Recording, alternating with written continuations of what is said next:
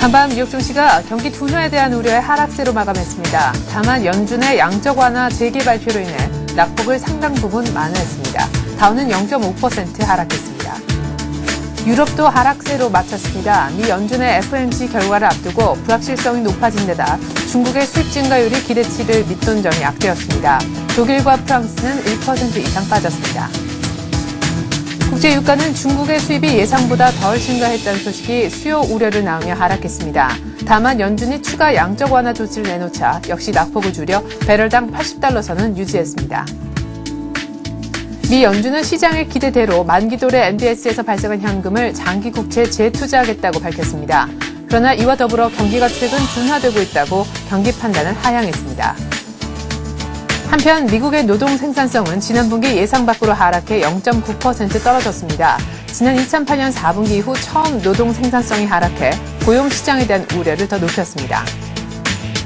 중국의 7월 수출 규모가 1,455억 달러로 사상 최고를 기록하면서 무역수지 흑자는 287억 달러를 기록했습니다. 그러나 수입은 전월비 줄어들어 내수 비축에 따른 성장 둔화 가능성도 남겼습니다.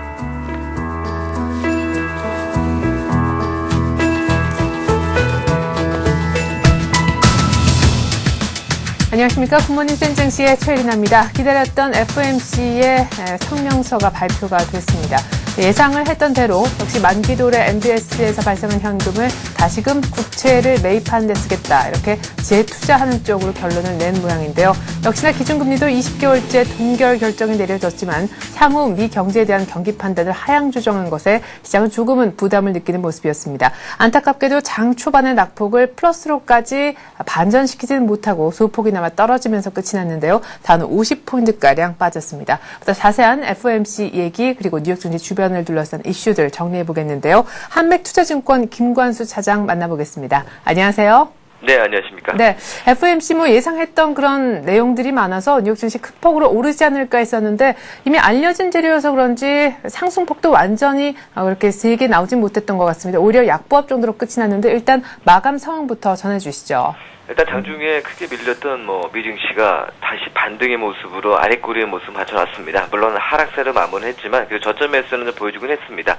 FOMC에서 경기 판단의 하향, 제로금리 수준의 유지, 이건 누구나 다들 알고 있는 부분이고 또 MBS로 인한 장기 국채 매입을 할 것이냐, 양적 완화를 할 것이냐라는 기대감을 했지만 결국 양적 완화를 했지만 시장에서 모두 다 점쳐졌던 내용들이 이렇게 국채 매입을 통해서 양적 완화를 할 것이다라고 생각했기 때문에 저점에서 매수가 좀 강하게 이어지지 않고 결국 낙폭을 축소하는 정도로 마무리된 그런 하루가 아니었나라 판단되고 있습니다. 네, 자, 업종별로 분위기 먼저 좀 살펴보지요. 중국의 지표가 나온 것으로 알고 있는데 일단 중국에서 7월 수출과 수입 결과가 나왔지만 수입이 전월비 예상보다 조금 줄면서 오히려 미국 쪽에서는 이것이 악재가 되지 않았나 싶습니다. 에너지 쪽의 수요 우려가 높아진 탓인지 에너지주도 흐름이 안 좋았던 것 같은데 중국 쪽 지표 먼저 좀 한번 챙겨보고요. 업종별 분위기도 이어서 살펴주시죠.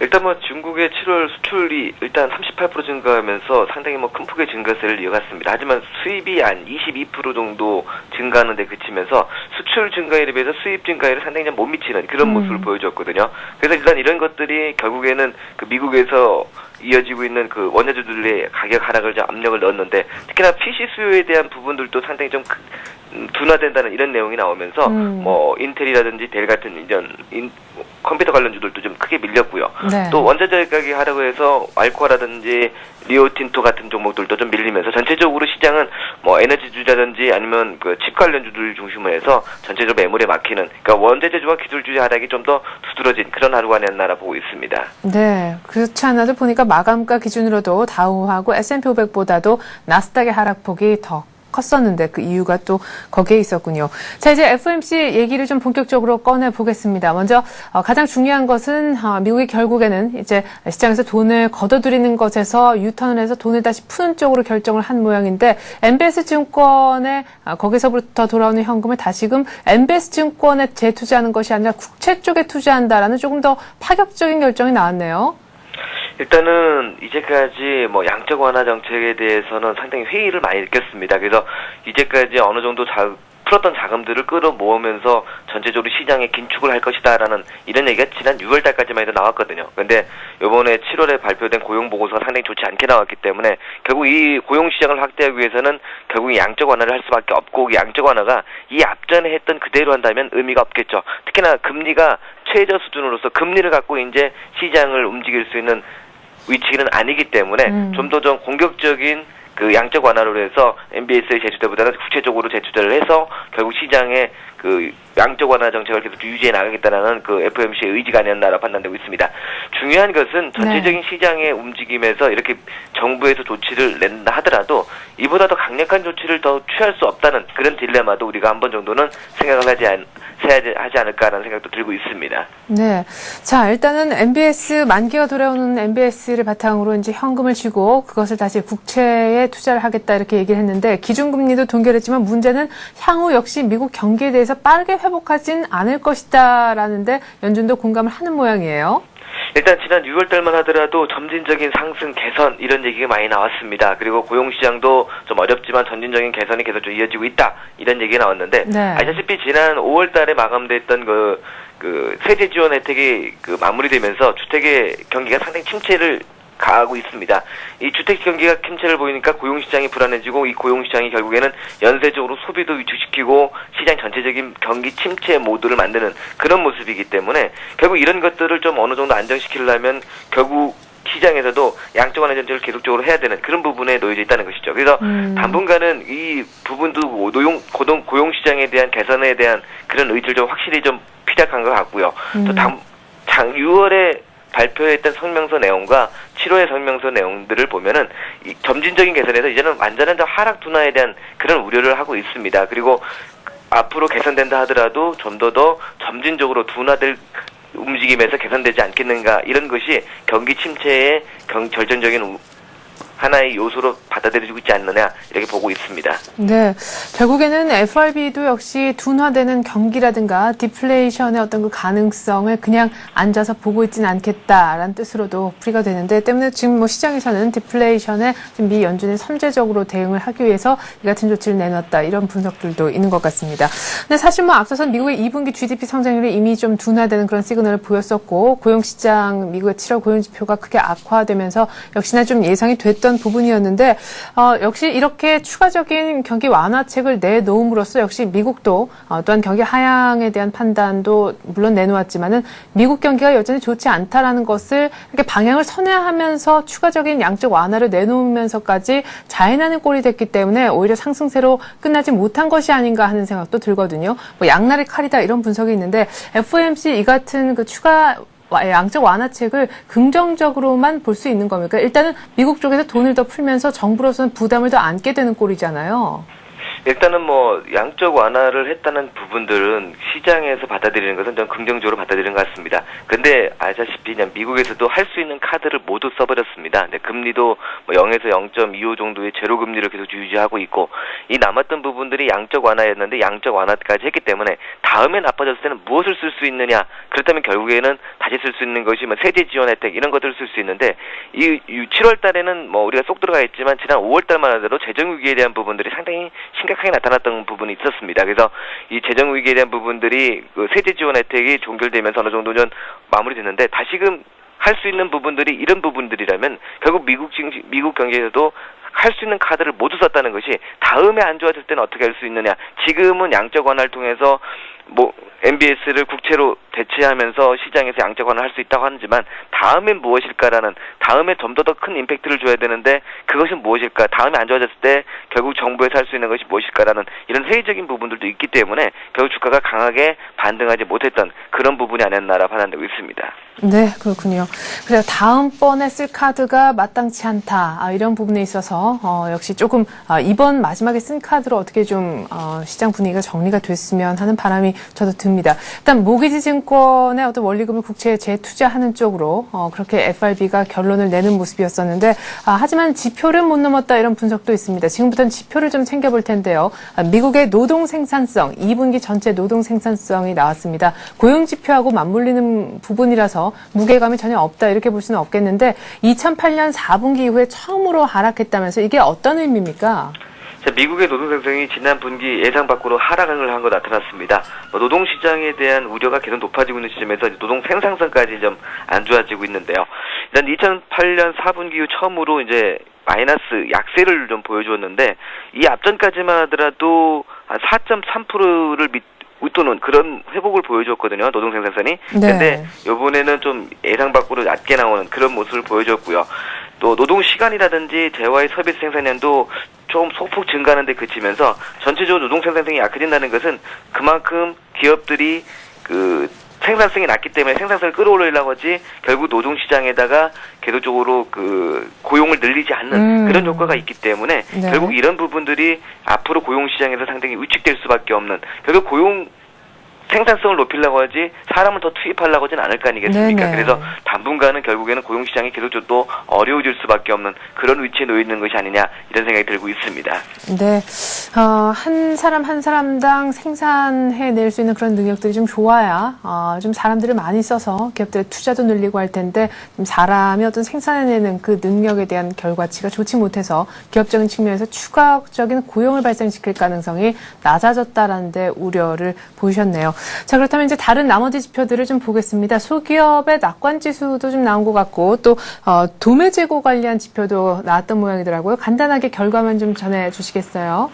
일단 도매 재고 지수 같은 경우도 예상치보다 좀 하회를 했고요. 또 소비자 낙관 지수도 최근 5개월 이래 가장 낮은 기록을 보여줬습니다. 이런 것들은 경기 전망에 대한 둔화에 대한 확신, 이런 부분들이 상당히 좀 시장에 나타나는 그런 모습이 아닌가라 보고 있습니다.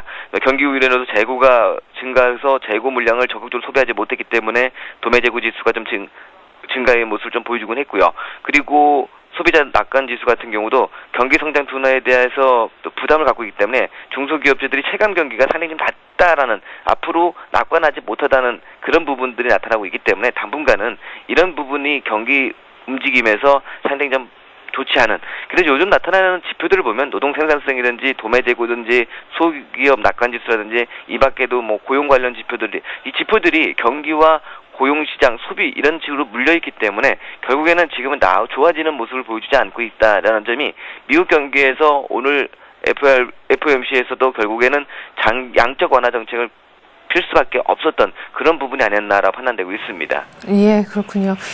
FOMC의 회의 결과를 그러나 접하지 못하고 안타깝게 장이 먼저 끝나버린 유럽 쪽. 그래서인지 그렇게 좋은 모습으로 끝난 것 같지는 않습니다. 유럽 증시 역시 하락세로 끝이 났는데 유럽도 분위기 한번 짚어주시겠죠.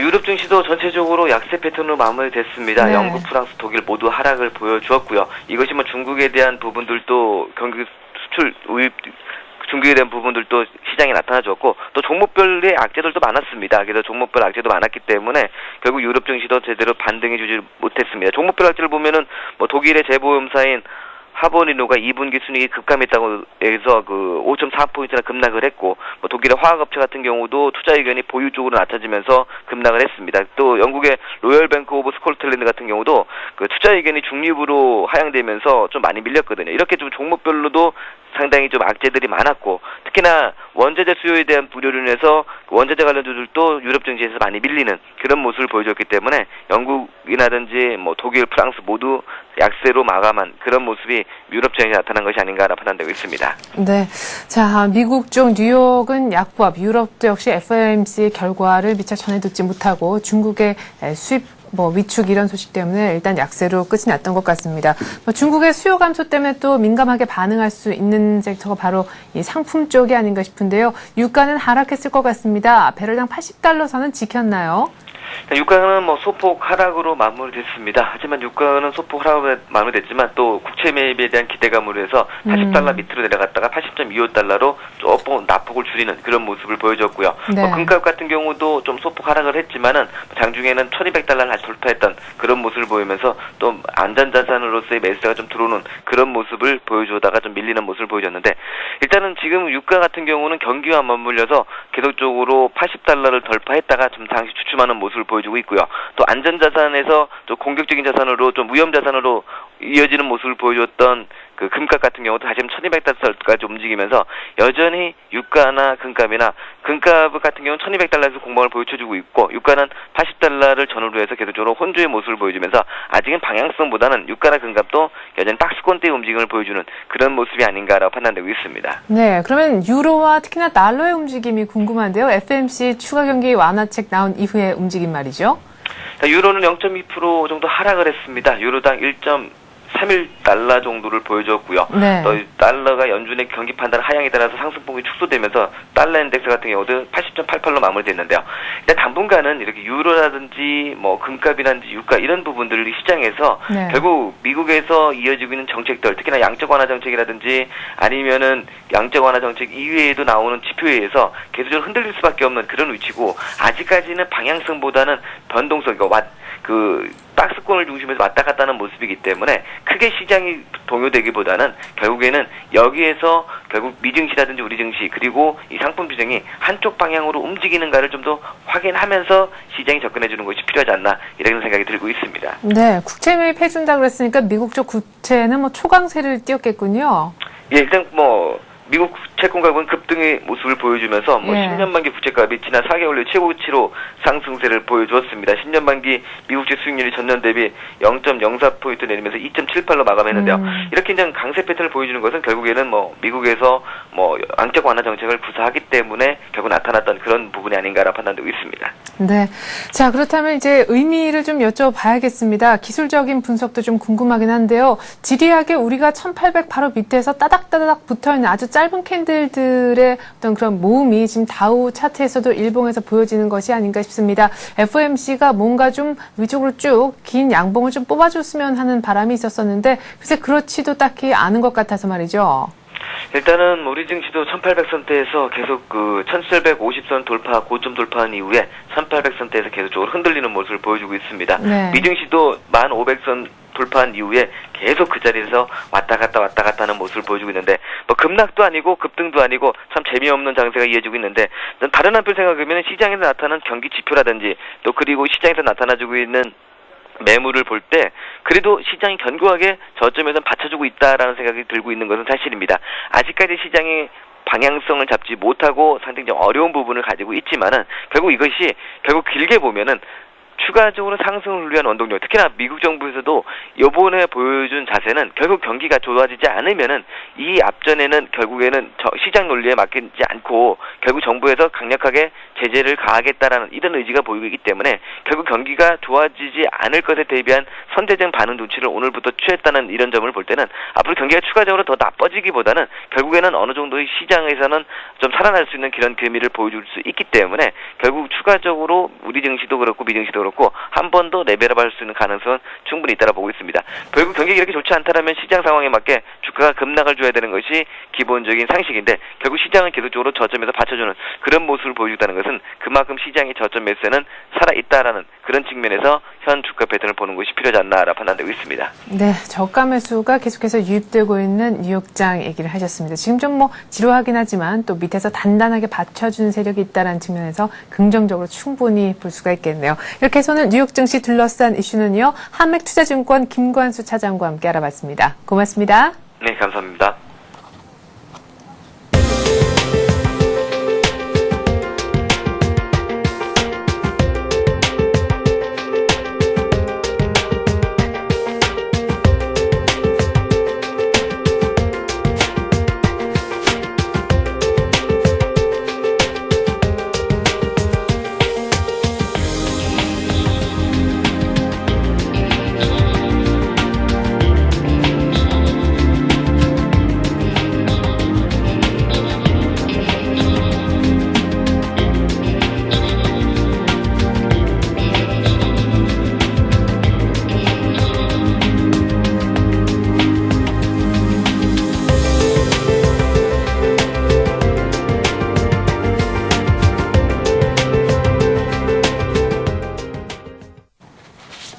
네, 결국 미국 뉴욕장은 연준의 추가 양적 완화 조치에 좀 반응을 하면서 밑부분에서 저가 매수세가 많이 유입이 돼 낙폭을 많이 줄이면서 끝이 났습니다. FOMC 결과 보고 움직이자라는 세력이 많았던 우리 장. 이제 FOMC 결과가 나왔는데 과연 어느 쪽으로 움직여줄까요? 뉴욕은 약보합으로 마쳤는데 말이죠. 이제 보다 자세한 우리 장 전망을 해보도록 하겠습니다. 신한금융투자 신당지점에서 김엽 대리 나오셨습니다. 안녕하세요. 예, 안녕하십니까. 네, 어제 우리 장 분위기 정말 또 뭐 계속해서 이 최근의 분위기하고 거의 비슷했던 것 같습니다. 1780포인트에서 아주 좁게 움직였는데 FOMC는 이제 나왔잖아요. 어느 쪽으로 오늘 시장이 갈까요? 예, 최근 외국인들의 매수 기조가 약화되면서 코스피가 지지부진한 등락을 계속 보여줬습니다. 어닝스 모멘텀이 당분간은 없기 때문에 상승 탄력이 강하게 들어오기는 좀 어려운 듯 보입니다. 최근에 지지부진한 시장은 지수가 상승해 있는 상황에서 FOMC와 금통일을 앞두고 관망세를 보였었습니다.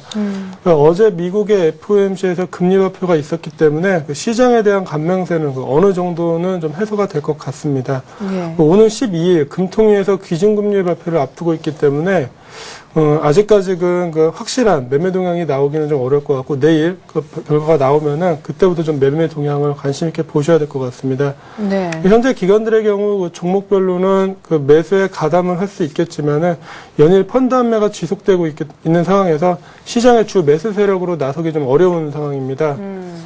역시 외국인의 매수세가 지속돼야 시세의 연속성을 가질 수 있을 것으로 보입니다.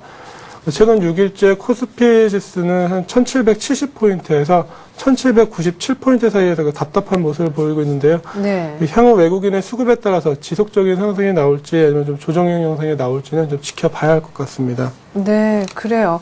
결국에는 관망세 짙은 상세가 어제까지 이어졌는데 금통위까지 확인 한번 해봐야 정확한 방향성이 나올 수 있을 것 같다. 이렇게 얘기를 하셨고, 외국인들 수급 따라서 방향성이 정확하게 결정될 것 같다. 이렇게 얘기하셨는데, 외국인들이 최근 들어서 뭐 많이 팔지도 않지만 또 그렇다고 뭐 거의 전반적으로 오히려 사는 날이 많긴 해도 2천억 이상씩 하루에 강력하게 사줬던 7월 분위기와는 정말 사뭇 다르다라는 생각이 듭니다. 사실 우리 국내의 어떤 펀더멘탈이라든가 밸류에이션은 그렇게 많이 바뀐 것이 아닌데도 왜 이렇게 외국인들이 적게 사주는 건지, 특별히 8월 들어서 왜 그런 특징이 나타나는 것인지 좀 이유를 분석해 주시죠. 예, 연초 이후에 외국인 매수세는 환율 여건과 밀접한 관계를 보였습니다. 네. 최근만 보더라도 5월 이후 매도세를 지속하던 외국인들이 7월 초 한국은행의 기준금리 인상과 맞물려서 주식을 다시 사기 시작했었습니다.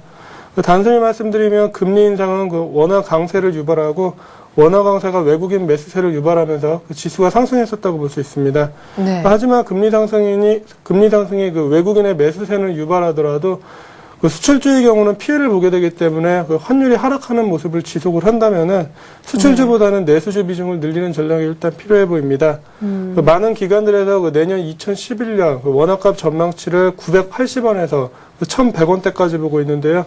환율이 내려간다는 점에는 이견이 없는 것 같습니다. 네. 그렇다면 중장기적으로는 원화 강세 수혜주인 에너지, 항공, 유통, 철강업체들 이쪽이 또 유망할 것으로 보고 있습니다. 예, 그래요. 금리 인상이 또 된다면 우리 사실 금리의 어떤 추가적인 한 번 더 인상 좀 시기만 보고 있죠.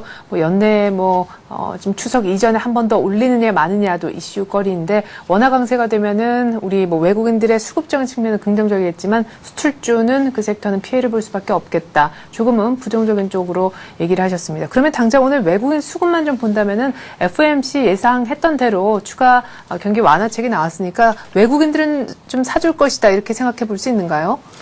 네, 외국인들 수급을 보면은 기존에도 그렇고 지금도 그렇고 네. 항상 일관적인 모습을 보이고 있습니다. 일단 방향이 잡히고 나면은 어떤 그날그날의 재료에 따라서 움직이지만은 네. 지금 외국인들 매수가 주춤한 건 역시 환율, 좀 전에도 말씀하셨죠. 환율 때문인 것 같습니다. 주식시장에서 지금 지수가 1800에 근접해 있는 상황에서 10%가 오르면은 거의 2000에 육박하지 않습니까? 네네. 그런 상황에서 외국인들이 10% 정도 지수 상승을 보고 들어오기보다는 차라리 환율이 100원, 올해 말이나 내년 중순 이렇게 봐서 환율 100원이 빠지게 되면은 지금 매수하는 외국인들 같은 경우는 10% 정도 또 이익을 보게 됩니다. 네. 그래서 또 자기들이 주식을 사게 되면은 주가도 지수도 어느 정도 상승을 하고 환율 하락하게 되면 거기에서도 이익이 발생하고, 네. 외국인들 같은 경우 항상 좀 그런 면을 같이 보고 들어오는데, 네. 현재로서는 환율은 좀 하락하는 면으로 보고 있는 것 같습니다.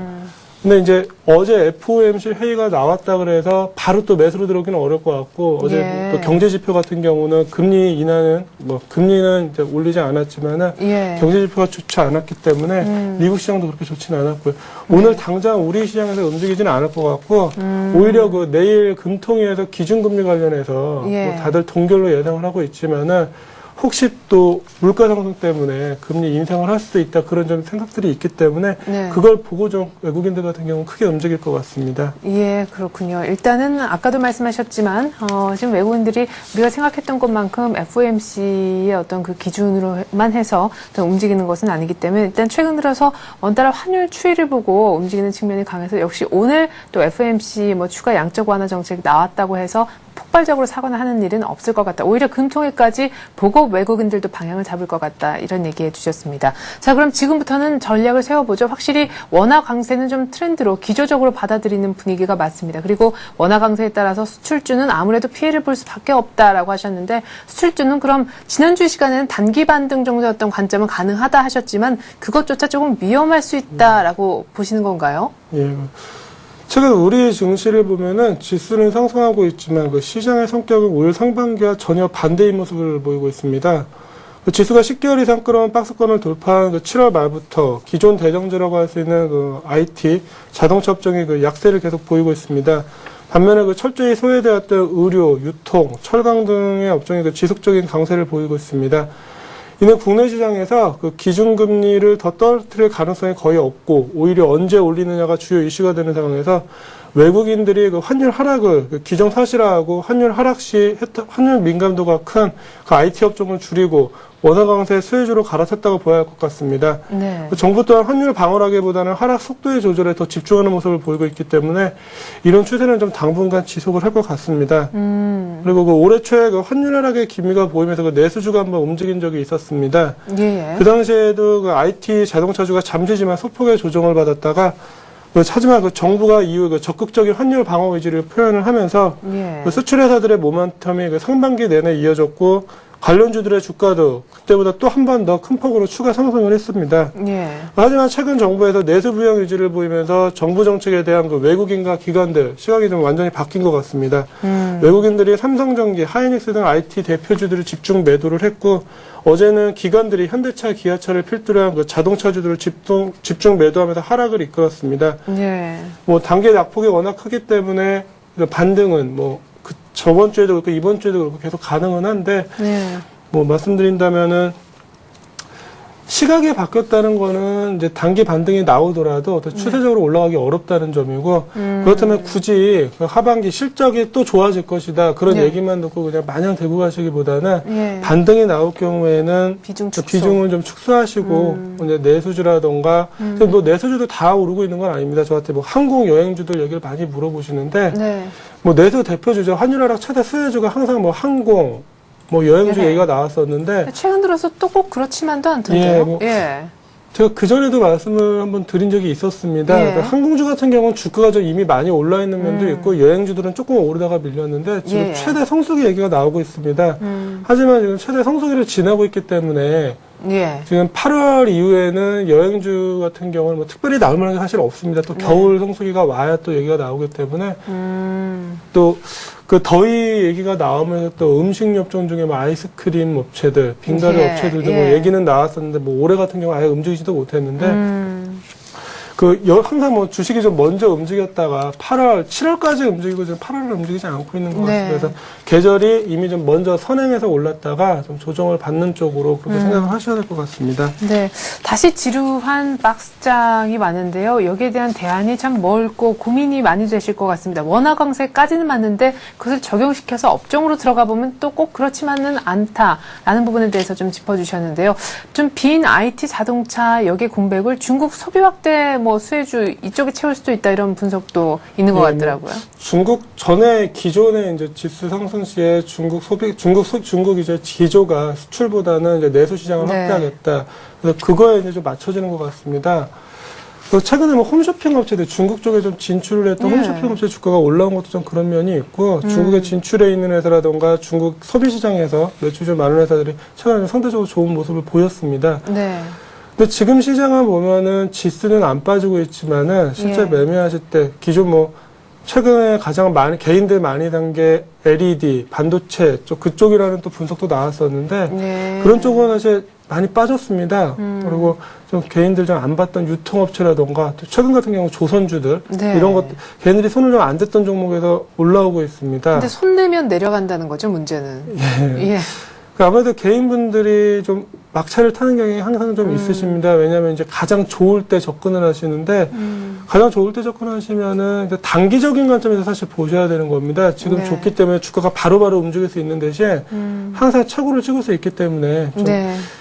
오히려 저 손절매 미리 좀 깔아 놓으시고 네. 들어가셨다가 자기 생각했던 가격 이하로 빠져 빨리 손절을 하고 나오셔야 되는데 네. 또 갑작스럽게 빠지다 보니까 반등 기다리게 되고 뭐 저희 같은 경우도 지금 뭐 문의를 하시면 바로 매도는 말씀을 못 드리고 있습니다. 네. 특히 뭐 LED 전기라던가 하이닉스 같은 경우 워낙 낙폭이 크기 때문에 네. 반등 시 일단 매도 쪽으로 비중 축소 쪽으로 말씀을 드리고 있는데 네. 지금도 뭐 마찬가지인 것 같습니다. 제가 생각할 때는 내수주라던가 네. 유통이 되겠죠. 네. 유통이나 철강, 네. 환율 하락할 때 좀 혜택을 보는 거죠. 그렇죠. 제가 뭐 항상 말씀드렸던 건설주, 즉 항상 가장 안 좋은 면을 지나고 있는데 네. 건설, 은행 이런 회사들은 어느 정도 조정을 받더라도 네. 중장기로 끌고 갈 수 있을 것 같습니다. 왜냐하면 정부 정책 기조 자체가 내수주와 그런 환율 하락 쪽으로 좀 봐야 네, 될 것 그렇죠. 같은데 반면에 수출주 같은 경우는 뭐 수출은 뭐 자동차 IT주 아니겠습니까? 네. 그동안 워낙에 좋았고 주가도 많이 상승을 했기 때문에 조정 시에는 항상 더 빠질 수 있다는 관점에서 보시고 장기보다 지금 네. 뭐 3분기 또 실적이 좋을 것이다. 그래서 괜찮아질 것이다 얘기가 많이 나오고 있는데 예. 오히려 좋아질 때 좀 비중 축소 쪽으로 보셔야 될 것 같습니다. 또 하나 말씀을 드린다면은 환율 민감도가 가장 큰 업종이 사실 IT입니다. 네. 반도체, LED, 그 다음에 이제 자동차 쪽이 될 네네. 테고요. 그래서 수출주 중에서 환율의 영향을 많이 받고 있기 때문에 제가 생각할 때는 환율이 지금 원래 2010년도 환율이 1,100원이나 뭐 1,000원대까지 네. 얘기가 나왔는데 이제 정부에서 환율을 붙들어 매놓고 1,200원대 그렇죠. 이하에서 상반기 내내 있었는데 예. 환율 하락 기조가 기정사실화된다 그러면은 IT나 사실 자동차 업체 수출주 같은 경우 가만히 앉아서 손실을 볼 수밖에 없는 구간입니다. 네네. 이게 많이 줄어들기 때문에 네. 사상 최대 실적이 나오다가 이게 줄어든다 그러면 거기에 대한 반대기가 틀림없이 나올 겁니다. 네. 뭐 장사는 잘했지만 네. 환율 때문에 이익은 소폭 줄었다든가 뭐 이런 예. 식으로 나오게 되면 주가가 조금 반등 나오다가 다시 한번 하락할 수도 있기 때문에 뭐 환율 말고 현대자동차 같은 경우 특히 그런 가능성은 있는데 네. 아주 영업이 확 좋아진다면은 그때는 좀 더 다시 이제 그쪽을 보는 시각이 달라지겠지만은 지금 같은 상황에서 환율이 하락한다 그러면은 기존 대장주들을 보는 관점을 좀 달리 보셔야 되지 않을까 좀 그렇게 보입니다. 네. 자, 그러면 원달러 환율의 민감도에 좀 민감도가 많이 떨어지는 그래서 원화 강세 기조와 조금 무관하게 안전지대에 있는 그런 쪽을 좀 살펴보죠. 그쪽에서 종목 얘기를 들어보고 싶은데 유통이라든가 뭐 철강 혹은 건설, 은행 이쪽이 좀 괜찮은 것 같다. 내수주 쪽 아무래도 이쪽에 대한 의견을 내주셨습니다. 그렇지 않아도 지난주에는 현대백화점 얘기를 하셨는데 그날 당장만 좀 많이 올랐고 사실 그 뒤에는 또 다시 조용한 흐름 이어졌었잖아요. 네. 잠깐 짚어보고요. 오늘 새롭게 언급하실 종목 얘기도 좀 들어보죠. 예, 뭐 현대백화점 말씀을 드렸었는데 네. 정부점 부근에 있는 회사입니다. 그리고 이제 새롭게 좀 매수가 들어올 수도 있는데 일단은 좀 매물이 한번 차익 실현 매물이 나온 것 같습니다. 현대백화점뿐만 아니라 기존 내수주들이 며칠 네. 반등이 나오다가 상승을 멈추든가 조금씩 조정이 나오는 상황인데 예. 좀 전에도 말씀드렸듯이 어떤 기조 자체가 변한다 그러면 일시적인 조정이라고 보셔야 될 것 같습니다. 네. 소폭 조정 받을 때 빠질 때마다 조금씩 모아놨다가 뭐 1, 2주 이렇게 보시는 것보다는 향후에 내수주들이 움직일 수 있다는 관점에서 보시면 유통주들이 움직일 수 있다는 관점에서 보시고 만약에 제가 말씀했던 뭐 손절가도 말씀을 드리고 했었는데 거기다 다시 못 가고 다른 부분이 오른다 그러면은 뭐 굳이 들고 가실 필요는 없겠지만은 네. 상승 탄력 받고 네. 정고점을 돌파하거나 해서 오르기 시작한다면 그냥 보유하시고 계속 보셔도 될 것 같습니다. 네, 좀 긴 관점에서 현대백화점 좀 쉬고 있긴 한데 손절라인 11만 6천 원까지 뭐 내려가거나 그런 상황이 아니라면은 일단 홀딩 얘기를 하셨습니다. 자, 그렇다면 오늘 언급할 종목은 어떤 겁니까? 예, 사실 요즘 종목 가지고 말씀드리기가 좀 어려운 상황입니다. 예. 뭐 기존 대장주도 뭐 큰 폭으로 빠지고 있고 내수주들이 좀 움직였었는데 최근 들어서 좀 상승폭이 줄어들거나 오히려 올랐던 것 같은 경우 좀 조정을 받고 있습니다. 그래서 최근에 외국인 매수세가 좀 집중됐던 종목 중에서 좀 찾아봤습니다. 네. 3일 연속 외국인 매수세가 들어왔던 거 하나금융지주 한번 말씀을 드리겠습니다. 네. 어제 같은 경우는 또 외국인과 기관이 동시 순매수를 한 모습을 보였는데요. 동사가 2분기에 1,808억 원의 연결순이익을 시현하면서 시장이 예상치를 하회를 했었습니다. 하지만 이는 추가 충당금 전입 등 일회성 요인이 크며 이를 제외한 경상적인 이익의 경우 우수한 실적을 시현을 했었습니다. 동사가 2010년 ROE가 10.5% 수준까지 개선될 것으로 예상이 되지만 여전히 PBR 0.7배 수준에 거래되고 있기 때문에 타은행 대비 상대적으로 밸류에이션 매력이 좀 큰 상황입니다. 네. 6월 중순 이후 외국인들 누적 순매수를 보면은 주가는 크게 움직이지 않고 있는데 네. 누적 순매수가 말씀드렸듯이 6월 중순에 370만 주 그 정도 좀 되고 있습니다. 네. 이런 좀 차트 보면서 좀 말씀을 드리겠습니다. 네. 지금 아까 전에 말씀드렸듯이 6월 중순이면은 예. 주가가 한 32,000원, 3,000원 예. 그때 지금 가격하고 크게 차이가 나지 않습니다. 여러분들 주가는 왔다 갔다 하고 있는데 네. 이때 외국인들 이때부터 해서 좀 계속해서 매수가 들어오고 있습니다. 예. 뭐 샀다 팔았다 하면서 하는데 누적으로 보면은 이때 이후로 한 370만 주 주가는 크게 움직이지 않았고요. 네. 이런 회사들 주가가 또 하나금융지주는 타 은행 대비해서도 좀 저평가가 돼 있고 주가가 네. 좀 상당히 오랫동안 행보를 했는데 예. 어느 순간 좀 움직인다라고 딱 집어서 말씀을 드릴 수는 없겠지만 이런 회사들 특징이 지금 네. 주 매수 세력이 외국인들이기 때문에 외국인들이 네. 들어오게 되면은 지금 박스권 좀 돌파하면서 움직일 수도 있을 것 같습니다. 가장 좋게 말씀드리면 이미 좀 한번 움직일 때 장대 양봉이 날 때 말씀을 드리면 좋은데 예. 지금 시장이 좀 위해로 좀 조정에 대해서도 말씀을 드려야 되는 상황이기 때문에 외국인 기관 수급이 좀 좋았고 그리고 좀 저평가되어 있는 종목에서 고르다 보니까는 아직 예. 움직이지는 않았지만 근데 우리 금융 M&A 한다 그러면 또 빠질 수 있는 가능성도 없잖아 있잖아요. 항상 딱 집어서 말씀드릴 수는 없습니다. M&A가 좋게 나올 수도 있는 거고 어차피 합치게 되면 시장 전체적으로 볼륨은 커지는 거기 때문에 네. 딱 이게 호재다 악재다 딱 말씀은 드릴 수 없고요. 오히려 KB금융 같은 경우는 그게 악재로 작용을 했지만 하나금융지주 같은 경우는 볼륨 커지는 게 또 장점으로 작용을 할 수도 있습니다. 그래요. 그거에 대해서 미리 시장에서 좋게 본다, 나쁘게 본다라고 딱 말씀을 드릴 수는 없을 것 같습니다. 네, 그럼 하나금융지주 얼마까지 볼 수 있습니까? 지금 매수가는 어제 미국도 좀 소폭 하락을 했고, 34,400원 정도 말씀을 드렸는데, 1차 목표가는 일단 정고점 부근이나 38,000원 정도 말씀을 드리겠습니다. 네. 손절가는 지금 가격에서 만약에 다시 밀려서 전저점 깨고 33,000원, 종가 기준으로 33,000원 이하로 빠진다 그러면은, 그때는 좀 시간이 다시 오래 걸린다고 보시고 좀 손절을 하셔야 될 것 같습니다. 네, 이렇게 해서 오늘은 하나금융지주 종목 얘기를 좀 자세히 들어봤습니다. 신한금융투자 신당지점 김희엽 대리였습니다. 고맙습니다. 예, 감사합니다.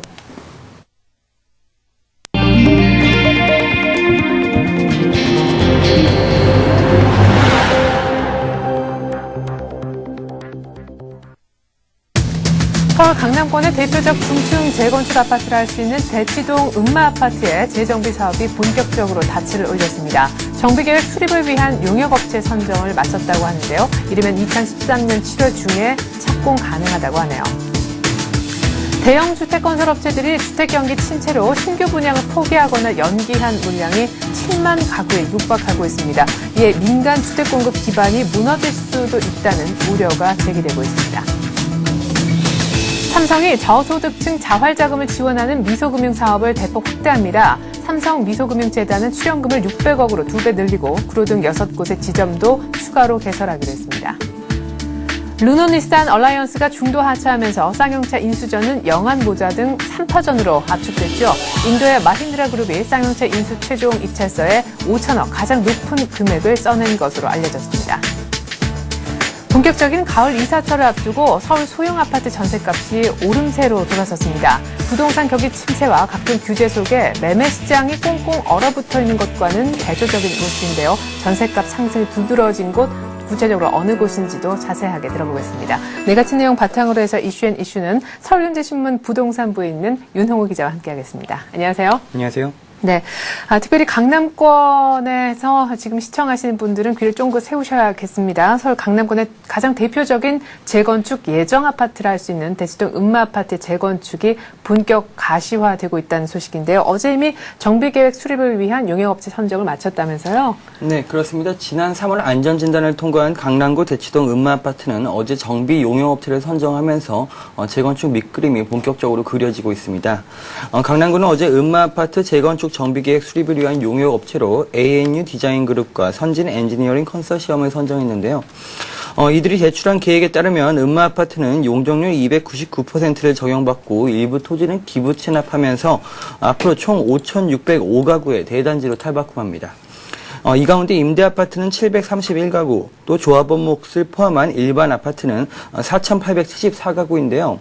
현재 가구 수가 4,424가구니까 앞으로 450가구가량이 늘어나서 추가로 일반 분양 물량으로 전환되는 셈입니다. 네, 그러면 앞으로 일단 용역업체 선정은 끝났고 어떤 절차가 남아있는지 궁금한데 서울시 심의도 거쳐야 되겠고요. 구체적으로 착공, 결과적으로 사실 완공이 언제 되는지도 궁금하네요. 네, 강남구는 이번 용역업체 선정한 제안을 바탕으로 네. 내년 1월까지 정비계획을 입안한 후에 4월 중 서울시 심의를 거쳐서 5월에 정비구역 지정을 완료한다는 계획입니다. 그러면 이 이후에는 이주와 철거 작업을 거치게 되고요. 네. 2013년 7월에 착공해서 2016년에는 완공할 수 있을 것으로 보입니다. 네. 자, 계속해서 부동산 관련 소식을 좀 전해드리겠습니다. 대형 지금 건설사들이 말이죠. 신규 분양을 굉장히 꺼려하고 있다고 합니다. 신규 분양 자체를 아예 하지 않는다던가 혹은 연기하려는 움직임들이 속속들이 포착이 되고 있는데 말이죠. 주택 경기 침체가 역시 깊어지고 있습니다. 이런 분위기로 계속 가다가는 민간업체 쪽에서 신규로 분양하는 물량들 거의 없어질 것 같아요. 네, 그렇습니다. 중대형 건설사들이 올해 아파트 분양 사업을 대거 접은 것으로 나타났습니다. 한국주택협회는 43개 회원사를 대상으로 설문조사를 한 결과 조사에 응답한 24개사가 올해 총 7만여 가구의 아파트 분양을 포기했다고 밝혔다고 어제 제시를 했는데요. 실례로 지난달 분양 물량을 보면 기존 목표의 10% 수준에 불과한 700여 가구에 그쳤습니다. 주택시장 침체가 지속되면서 민간 주택 공급 물량이 아예 자취를 감춘 셈입니다. 네. 특히 주택사업을 지속할 것인지를 묻는 설문에 건설사 10곳 중 6곳이 주택사업을 축소하겠다고 밝혔습니다. 이를 위해 기존의 한국토지주택공사 등으로 분양받은 주택 용지를 아예 해지하려는 건설사들의 움직임도 늘고 있습니다. 네. 자, 그리고 대표적인 서민대출 상품이라 할 수 있는 것이 햇살론과 더불어서 그에 앞서 이미 출시된 미소금융이라고 할 수 있겠는데요. 이 미소금융이 출범을 한 지 7개월여가 됐지만 사실상 달성해 나온 그런 실적이라든가 성과는 미미하다는 지적이 많습니다. 이런 가운데 지금 삼성이 미소금융 사업을 더 확대할 조짐을 보이고 있다면서요? 네, 미소금융은 지난 7개월간 대출 규모가 151억 원에 그쳐서 실적이 매우 저조한 편입니다. 일단 자기 자본 비율을 50% 이상 준비해야 한다거나 일정 등급 이하의 신용등급만 가능하다는 부분들이 제한 요소로 작용하고 있는데요. 네. 결국 까다로운 대출 조건과 낮은 접근성이 활성화를 가로막은 셈입니다. 이에 따라 금융당국은 최근 대출 자격을 신용등급 7등급 이하에서 5, 6등급 이하로 완화를 했습니다. 추가로 200만 명의 혜택을 볼 것으로 예상됩니다. 기업들도 지난달부터 맞춤형 대출 상품을 내놓는 등 미소금융 활성화에 적극적으로 좀 나서고 있는데요. 우리금융은 한부모 가정과 다문화 가족, SK는 용달 사업자, 현대차는 새터미널 대상으로 대출 상품을 출시해서 좋은 반응을 얻고 있습니다. 삼성도 내년도 재단 출연금을 올해 미리 끌어당겨 2배인 600억 원으로 확대를 하고 지점도 추가로 늘리기로 했습니다. 삼성은 또 대출 활성화를 위해 화물차주와 다문화 가정, 노점상 등 직업별, 계층별로 다양한 수요에 맞는 대출 상품을 개발한다는 방침입니다. 삼성미소금융재단은 삼성전자 등 6개 삼성 계열사들이 매년 300억 원씩 앞으로 10년간 모두 3천억 원을 출자할 예정입니다. 네. 자, 그리고 쌍용차 인수전이 이제 본격화되고 있습니다. 한 3파전 정도가 될 것 같습니다. 어제 입찰 제안서 마감이 있었는데 인수 후보자로 유력하게 얘기가 됐었던 르노 닛산 얼라이언스는 결국 자금 사정 때문에 인수전을 포기했더군요. 네, 그렇습니다. 쌍용 자동차 인수전이 인도의 마힌드라 M&M 그룹과 또 부품 업체인 루이아 그룹, 또 국내 업체인 영암모자 이렇게 3파전으로 압축이 됐습니다. 어제 쌍용차 매각 주관사가 인수 입찰 제안서를 마감한 결과 이들 3개 업체만 참여를 했는데요. 네. 당초 강력한 인수 후보로 꼽히던 르노니세는 공장 증설 비용 등의 부담을 느껴서 결국 인수를 백지화했습니다. 당초 알려진 액수보다 더 많은 5,600억 원가량을 써낸 것은 인도의 마힌드라 그룹인데요. 네. 이 때문에 이 그룹이 가장 좀 유력하지 않겠느냐 이런 전망이 나오고 있습니다. 그러나 업계에서는 쌍용차가 앞서 상하이차로 인수됐다가 먹튀 논란을 겪었던 만큼 네. 인도 업체가 이 같은 우려를 얼마나 불식시킬 수 있겠느냐가 이번 인수 성패를 좌우할 것으로 보고 있습니다. 이 밖에 인도의 자동차 부품업체인 루이아 그룹과 국내 업체인 영암모자는 M&M 그룹보다는 다소 금액을 좀 낮게 써낸 것으로 보이고요. 매각 주관사는 이르면 내일에 우선 협상 대상자를 선정할 예정입니다. 네, 이제 입추가 벌써 지났고요. 말복도 지났습니다. 아직까지 무덥긴 한데, 태풍이 올라온다 그러죠. 태풍 한번 지나고 나면은 이 여름의 무더위도 많이 꺾이지 않을까 싶습니다. 사실 이렇게 되면은 이사 수요도 맞물려서 살아나게 되는데, 전선한 가을바람 불면 이사 생각하시는 분들 많이 있으시죠. 근데 서울 전세 가격이요. 특별히 100제곱미터 이하의 소형의 경우에는 다시금 상승 쪽으로 방향을 틀었다고 합니다. 전세 한번 좀 얻어볼까 서울 지역에서 생각하셨던 신혼부부들한테는 조금 안 좋은 뉴스네요. 네, 그렇습니다. 본격적인 가을 이사철을 앞두고 서울 소형 아파트 전셋값이 다시 오름세로 돌아섰습니다. 부동산 경기 침체와 각종 규제 속에서 매매 시장이 아직도 꽁꽁 얼어붙어 있는 것과는 좀 대조된 모습인데요. 부동산 정보업체에 따르면 최근 소형 아파트 전셋값이 가장 두드러지게 상승하는 곳은 영등포구, 동작구, 강남구 등입니다. 이들 지역은 최근 대규모 입주 물량이 거의 없었고 상대적으로 교통 여건이 좋아서 전세 실수요자들이 몰리고 있습니다. 특히 영등포구의 경우 지난주 소형 아파트 전셋값이 0.85%나 올라서 가장 큰 상승세를 보이고 있는데요. 지하철 9호선의 수혜지역인 동작구 일대 소형 아파트도 역시 강세입니다. 네. 노량진동 같은 경우에도 한 아파트가 올해 1억 6천만 원 수준이던 전셋값이 한꺼번에 1억 8천만 원 수준까지 올라왔고요. 이 밖에도 교육 여건이 비교적 우수한 강남구나 광진구 등도 대형 아파트 전셋값과는 달리 소형 아파트 전셋값이 모두 상승세로 돌아서고 있습니다. 강남구의 경우 지난주 대형 아파트는 최고 0.07% 하락했지만 99제곱미터형 이하의 소형 아파트는 0.09% 올랐습니다. 반면 매매 시장은 부동산 경기에 대한 불안감으로 여전히 찬바람만 불고 있습니다. 네.